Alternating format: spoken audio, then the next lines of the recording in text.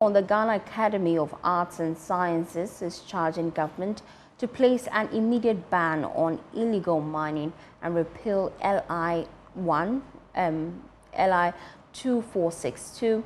The group is worried about government's lack of intervention in combating the crisis.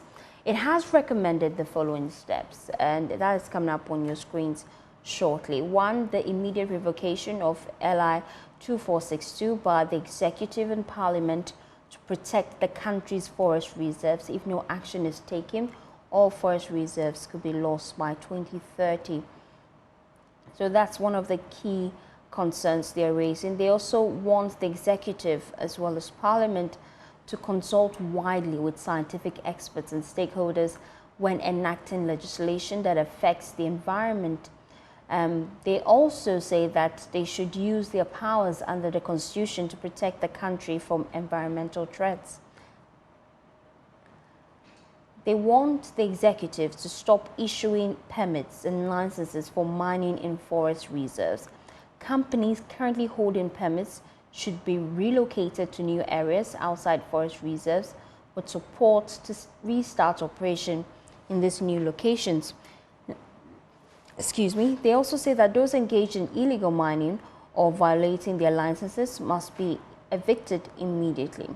Well, they also want mining in water bodies and their surrounding areas to be banned immediately. They say no new licenses should be granted for such activities, and the state must enforce these bans strictly. They say law enforcement must act decisively to implement these recommendations, with the assurance that the majority of Ghanaians support strong action to protect the environment. Well, join us for a conversation on the extent of illegal mining menace and its implication is Professor Alfred Oting-Yeboah. He's professor in plant biology. I also have Professor Rose Emma Yeboah. She's a fisheries scientist and an aqua ecologist. She joins us via Zoom. But I have Prof in the studio to start a conversation with me. Thank you for your time here on NewsDesk. Thank you very much. Illegal mining and the impact is quite broad.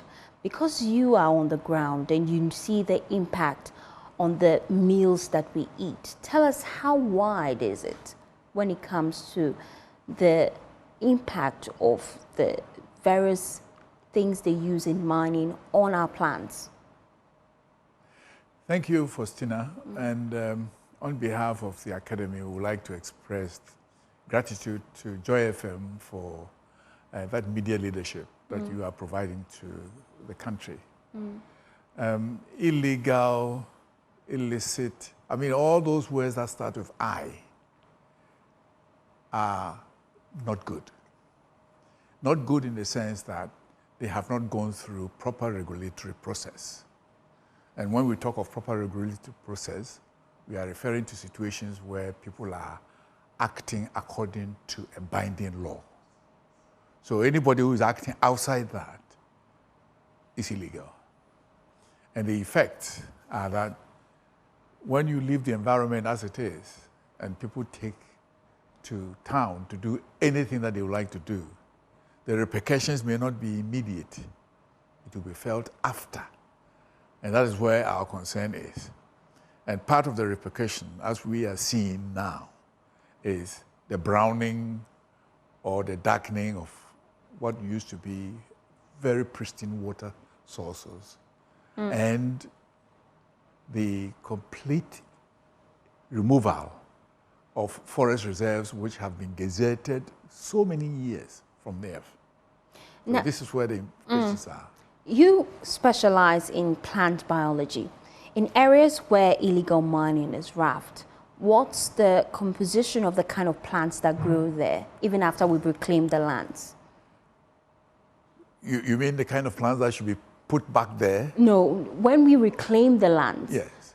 We know that because of the impact of illegal mining, the soil is still holding some of these particles for a period of years. Okay. So we want to look at the plant biology. Even if we reclaim these lands, are they even fit to eat some of these plants? Okay. Yeah. Yes. By God's grace, we have opportunities to be able to identify species that can pick up these heavy metals into their bodies. And if we can use these over a period of time, then we can say that based on a reconnaissance survey that will be done to check on the quality of or the quantity of these heavy metals in the system, then we can say products that come out of there can be safe. But until that is done, one would say that all the agricultural lands that we have, which have been overrun by illegal mining, in terms of the heavy metals, mercury and so on and so forth, that have been used to pick up these nuggets from the ground, it will be very, very unsafe. Yes. Should we, at this time where the older you get, you're more cautious about what you eat, you are trying to eat healthy, you're taking your vegetables, but then there are concerns about the kind of water used in farming. Just paint a picture for us. How dire is the impact when you use water polluted by illegal miners to farm? And what's the impact on an individual who ends up eating some of this produce? Okay, we have urban farming systems, which lots of people are using waters from gutters to water their farms, small crop vegetable farms. There you can see immediately the impact of microbes, on the surfaces of the crops, vegetables and so on. But we do not have those eyes, those microscopic eyes, to be able to identify the microbes. We will not be able to do that until people start eating them, and there's the cholera and so on and so forth as an outcome. But that's another point. Now, talking about the illegal mining, especially using water that have been contaminated or have been polluted with these heavy metals, that one is even more serious, because here you have large volumes of specially concentrated heavy metals that people have used deliberately to extract gold, okay? And after they have extracted the gold, the remnants of those heavy metals, they have no idea what it is. And these exist in the environment. And that's why we are referring to the issue as existential threat. Because if we do not act now, the situation, you have accumulation, refer to something as bioaccumulation. All the living things that are around are going to accumulate these.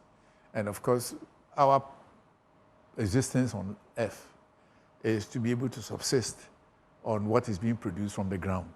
Now, if these have accumulated, these heavy metals, the effects are quite dire, very, very dire. Let me bring in Professor Rose Emma, to join the conversation now, because she's a fisheries scientist and an aquatic ecologist. So it brings some perspectives to the situation and why we're calling for government to act immediately. Now, you've been doing your findings, your own research. What did you find when you went on the field? Good morning, Faustina. Good morning to your audience. Thank you very much for inviting the Academy. The CSIR institutions and the universities have been working on the effect of illegal mining on our food security, our water security, and our health security for some time. I'll talk about the fisheries and I'll talk about the ecology. For example, with the fisheries, you know that lagoons are the interface between the sea and the land. Most of our lagoons have gone. They have become dumping sites. Now, these lagoons are breeding sites for fish. They come, they breed, they nurse, and they go back. And 40% of our commercial fish species use these lagoons, the open and closed lagoons. Most of them are gone. With our water bodies, you know that most of the farmers use these waters to water their farms, to drink, and to use it for their daily activities, and also to fish from. A lot of fishes have gone, especially from our freshwater rivers, the rivers. There are certain species that are only found in Ghana, in the Pra, in the Volta, in the Volta, various water systems, in the Ayensu, the Ankobra. They're only found in Ghana. Now they are all gone. The last fish to stay are normally the mudfish and the catfish. They are very hardy. And when you see that all your species are gone and they are the only ones left, then you know that you are in trouble. So we've affected our lagoons who bring in these fishes that we like so much. And 40% of our commercial fishes use this interface. They feed within the mangroves. We've cut down the mangroves for urbanization. We've used the lagoons as dumping sites. With the rivers, because of galamsey activities, the sedimentation affects the fish. That's why they die. So there are a lot of fish kills. Apart from that, the heavy metals that Professor Tinyabo was talking about, mercury, cyanide, arsenic, they, especially with mercury, stays in the water for a very long time. So you think that you have cleaned the water, but these heavy metals are still there. Now, you see, this affects our water security. Security is not just terrorism and all that. When you are secure in food and water and health, you know that everything that you are eating or drinking is wholesome. So what we are doing now is that our water quality is affected. There are certain fish that we can't find in there. In fact, most fishes are gone. And I call our water bodies in Ghana aquatic deserts because most of our major rivers are polluted. I mean, really, really polluted. And then these are the waters that are used for irrigation most of the time. Some farmers have resorted to using sachet water to farm. How sustainable is that? So our food security is being affected, and they have been complaining over the years. Our health security, you find that especially in mining areas, there are a lot of upper respiratory tract infections. You find mercury in their blood and urine. You find deformed babies being born. You find all kinds of things. So that, and this is coming at a time where the Pharmaceutical Association have served notice that in future their members may have to import water to do basic drugs that they produce for us. There are also concerns by the Ghana Water Company that in future may be compelled to import water if government doesn't deal with illegal mining decisively. What specific measure would you like government to put in place? Because we have seen different measures. We deployed Operation Vanguard to go on the grounds. There were times where we were burning excavators and some fine machines because we wanted to see change. But what exactly would you like government to do to end this menace? Oh, I'd like government to adhere to all the things the academy has said, and immediately. And also to listen to scientists. It's as if that scientists are an endangered species now. The politicians do their things without recourse to our advice. We have been advising this. The academy has been talking about this for years. For years. The academy has had a series of lectures, conferences, seminars on this. And we even sent, Professor Tinyabo and I, we had presentations, we sent policy documents to the government. But nothing has been done. So the thing that they really need to have is commitment. Commitment. And I will say that both political parties should have commitments. And they should realize that they are representing the people. And if the people are suffering, if our food, water, and health security is affected, how well are they representing us? How well are they representing us? I mean, a lot of the MPs, from where they come from, and mining is occurring there. The water is polluted. The food is affected. The women have even started doing galamsey too. Because, for example, around Ankobra, where they can get fish to smoke, they don't get that anymore. In other places, when you get there, nobody asks for your CV, so you can easily get a job. You can go from prison straight there and get a job. So a lot of young people are going in there. Is that what we want for our young people? Is that what we want for our young people? Are a valuable human resource. And you see, a lot of the mining areas, they are armed. We are nurturing our own private Boko Haram in Ghana. So we really need to sit up, really sit up. And I don't think that we should be fiddling whilst Ghana is burning. I feel strongly that that is what is happening, because a lot of lip service is being paid to what is happening. And this did not start now. It started a long time ago. And right now, it's at its peak. We are in deep trouble. And that is something I don't think Ghanaians realize enough. We are all affected. Whether you live in Accra, Kumasi, Tamale, or help me Takoradi. understand how dire the situation is, because you're a very, fishery very scientist. As somebody trying to work on my health, trying to eat healthy, the better alternative to meat would be fish. Paint a picture for me. If a fish is brought to my table and this fish probably had swum through water polluted by illegal mining activities, what would be the impact on me as an individual? First of all, you wouldn't know that you are eating fish contaminated with, galamsey water. You wouldn't know. But I probably have mercury in there.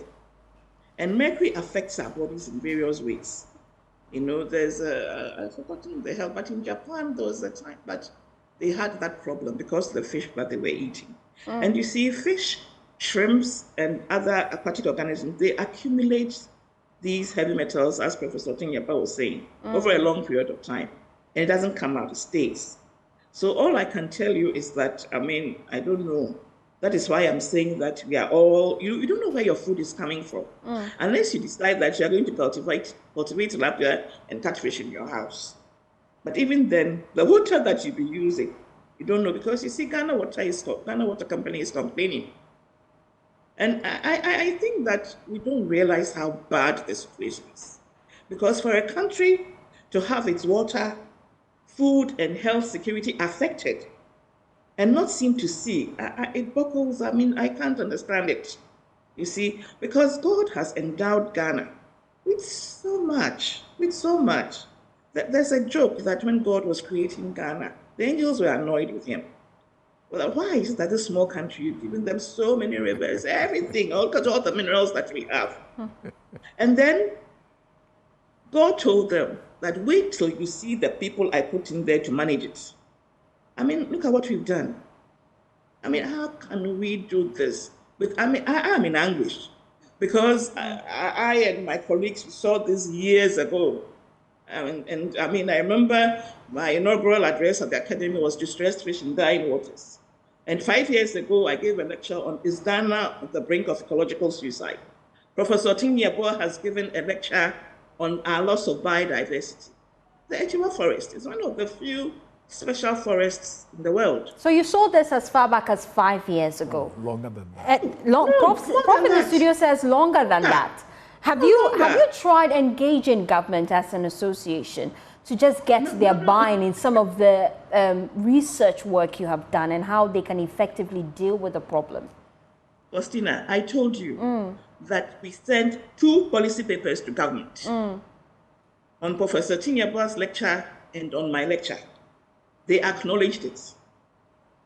And we have the academy as a whole has been sending statements periodically. Recently, the president was in the papers about the LI that opened up the forests. And the academy has been meeting, have been having seminars, and we've been doing this for a long time. You think government is not listening? Professor Mreku gave a paper on to mine or not to mine. Other professors have talked about the chemical effects of galamsey on our bodies. And Professor Kosa has been talking about this. We're talking about this as a body for a long time. And you think government is not listening? I do not know. I do not know, because I don't know how blind they can be. I do not know. Let me come back to Prof in the studio and just get his thoughts as we wrap up the conversation. This situation is bigger than we had anticipated. And for some of us in Accra, we sometimes feel we're far away from reality, but it's actually biting hard this time. Yeah. There are calls for declaration of government should declare a state of emergency. Do you think that's the way to go? Well, it depends on how one defines state of emergency. I am not a lawyer. I'm not also a constitutional expert to be able to divert, to discuss this issue of state of emergency. But state of emergency, in my mind, as far as the environment is concerned, can be one in which drastic action is taken. The drastic action would be that here we are, hands off all our water bodies. That's number one. 2, hands off all our forest reserves. I mean, that would be the beginning point. And you talk about government. The question usually comes up is, who is government? It's us who make the government, because it's us who have elected people to represent us in parliament, okay? And have formed a functional government, which is the executive. And then there's a legislation section. And of course, you, the media people, are also part of government. You are all part of government. If we, when I talk of we, I'm referring to all of us as a group, as a population, are saying that this is what we are seeing and we don't want it. I think that will be the beginning point. But you see, it's not everybody who is convinced that what is happening is bad. Because some people will just argue and say, now, if you ban, what would the people eat? You ask that question. I mean, I'm sure you have heard that statement before. So before the mining, what were they doing? Were they not eating?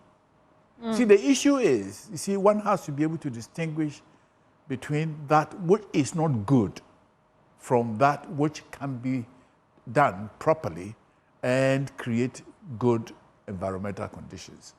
We are talking about life, and environment is all about life.